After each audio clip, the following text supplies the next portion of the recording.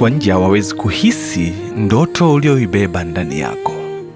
Ni kama ilivyokuwa maumivu tu, aidha ya njaa ama ya kimafanikio kwa namna nyingine. Hatuwezi kusubiri wageni waje watusaidie. Wenye uwezo wa kujisaidia ni sisi wenyewe. Wageni hawajui maumivu yako kuliko unavyoyajua wewe. Kujisaidia sio kiburi, ni ujasiri wa kusema najijua, naweza kuanza bila kusubiri.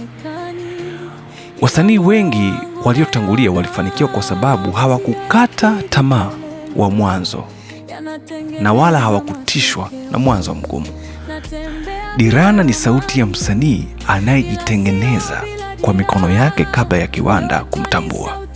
Dirana, elekea juu. Dirana ni sauti ya dira, mwanga wa mawazo mapya. Ukisikia ujue safari na